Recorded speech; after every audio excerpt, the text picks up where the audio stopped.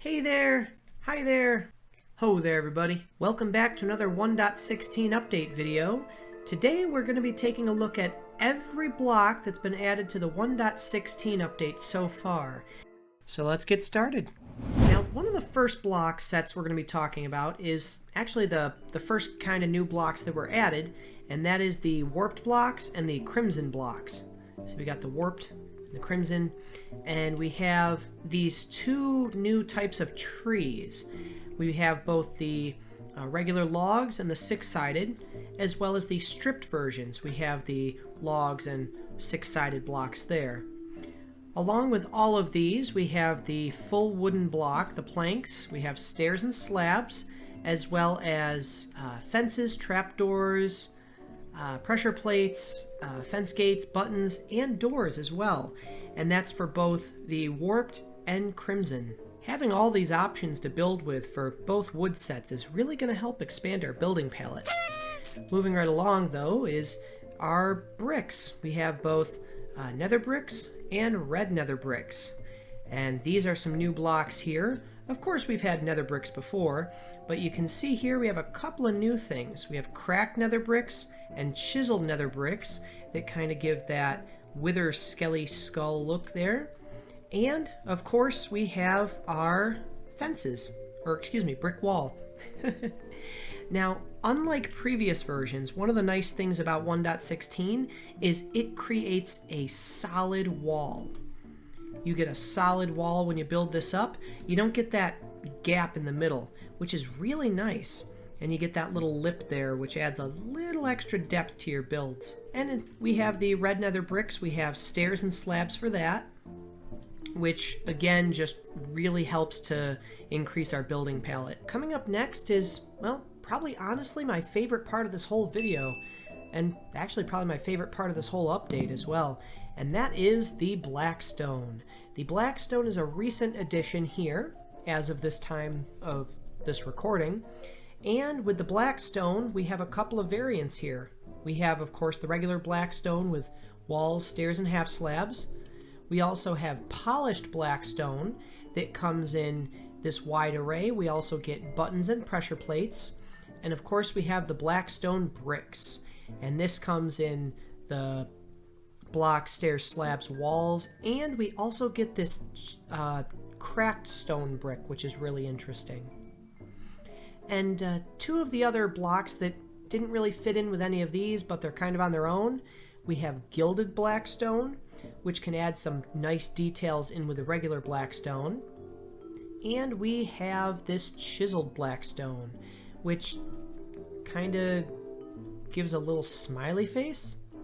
Going back to the gilded blackstone, if we turn around here, you can see how we use the regular blackstone in combination with the gilded blackstone, and it kind of fits in nicely. I mean, it looks like there's larger pebbles there, but you could, add this for a honey drip. You can add like honey coming down and have this be underneath, and it looks like, oh, little splatterings or drips of honey or something like that. Or, I mean, you could even mix this in with a golden theme of some sort. Yeah. Speaking of gold, we now also have gold in the nether. Yes, right now we have nether gold ore. Now, there's not really such thing as nether gold. It just kind of gives you gold when you smelt this here, but you can see a side-by-side comparison of the nether gold, and this is the overworld gold that you would find in, Mesa biome or down in the caverns or something like that in the overworld. Of course, another thing a lot of people are excited about is crying obsidian. You can see it has that texture falling like that. It's similar to the honey texture that comes from a full beehive, except it's, well, purple. So there's the crying obsidian. It also has this kind of, I don't know, spacey look to it, like a space age sort of thing. Looks nice. We also have the respawn anchor. This is used for setting your spawn point in the nether, and it can be used so, if a zombie gets you or something, you can respawn back here. And you can see the top of it looks like this when it's not powered, but it's fueled by glowstone. So if you click on it, you can see Gets a little light there, more, and more. And when it's fully powered, it looks like this. And when you use this in the Nether, even if you leave the Nether, if a mob gets you or something like that, or you lose all your health points, you come back right to here. And this is going to be a game changer for survival, because, you know, you can't place beds, so you're going to have to use this. And it also gives off light, which is handy as well. Moving right along, we have the basalt and the polished basalt. These two blocks I think are going to be really handy in stone builds, especially the polished basalt, because it already kind of looks like a stone pillar. And with the basalt, I have a really neat design for a roadway using this and also the shroom light, which we'll get to later on. I have a video that shows how to make the roadway design, and if you're interested, I'll put a link in the description below, and I'll also put something up here in the corner of the screen. You can check it out. Anyways, moving right along, next we have soul soil. Yes, and this is my new favorite path block. You can see it kind of looks like a wavy dirt, and this looks really good in gardens. Looks really nice. And blue flame. Yes, we get blue flames now. That is another new thing. We're going to be touching on that a little bit later on, but I just thought I'd show you here. It's cool. Now, one of the last bits that I want to show you here for some of the blocks is, of course, one of the most anticipated blocks, the Ancient Debris and the Netherite block. This is going to be ridiculously expensive. But this is how you get Netherite, which you can use to upgrade your diamond tools, make them even better, and more importantly, fire resistant. Now that we've covered some of the stone blocks and odd blocks and things like that, we're going to go more into the natural blocks. And you can see here we have the nylium and also the warped warp block, which is kind of the leaf block in the Nether. So that's what they use here. I just did some decoration with the wood, but we have the warped nylium and the crimson nylium. And the texture underneath it is netherrack. So this goes really well in maybe like an enchanted forest. It kind of just looks like dirt, honestly. I use this a lot for like enchanted builds and things like that, fantasy themed builds. Now let's talk about the plants. The first thing we have here is the twisting vines, which, oh wow, that grew high. Oh, well, as you can see here, it grows vertically. You can also climb up it, which is one of the biggest features here. Out of all the plants, you can climb up it. It's kind of a new, lesser scaffolding, I guess you could say. The next one we have here is nether sprouts, which is actually a close second to the blackstone. I really like nether sprouts because it gives a little extra detail to the grass. You can easily change the colors of these with a texture pack, and it just makes the world of difference. You know, you don't have to have that tall grass that is like waist high to walk through anymore. You can have like a little patch of grass. And especially if you're doing a fantasy build, combining the nylium with this, it just adds that extra level of depth that's really nice. We also have the warped roots, and we have the warped fungus. The warped fungus is what turns into the trees, or you can turn the fungus into trees, give it a little bone meal, and you have yourself a tree. Next up is the crimson plants, and we're going to start off here with the weeping vine.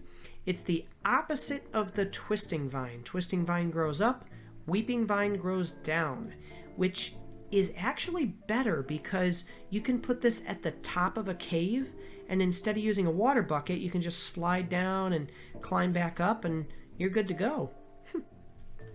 There's also the crimson roots and the crimson fungus, which, just like the warped fungus, turns into the tree when you bone meal it. Or you can just break it. For this next part, I want to talk about some of the 1.16 items that you can get. And we're going to start off here with the soul torch and the soul lantern. The soul torch is over here. You can see it uses a stick and coal, just like the regular torch, but it has a piece of soul soil below it, and that's important. That's what gives it the blue. The next recipe here is for the lantern. Same recipe as a normal lantern, except it uses a soul torch. Next, we have the soul campfire here, and this is made similarly to the regular campfire, except instead of the block that we normally have here, we have the soul sand. 3 sticks like that, and 3 logs going across. The last piece here, you probably might have caught on here, is the chain. Yes, the chain is a wonderful, wonderful new item in Minecraft, and I actually have a video coming out with some build ideas for chains. But for now, here's the recipe. You need 2 nuggets, 2 iron nuggets, and an iron ingot, and that's how you make the chain.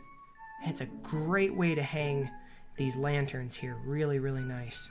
Now, I know what you guys are saying here. You're saying, Magic, the jukebox isn't new. That's been around forever. and you're right, but this music disc is new. Yes, Mojang commissioned a special song just for the Nether, and they commissioned an artist by the name of Lena Rain to play this song, and they put it into Minecraft. Let's give it a listen.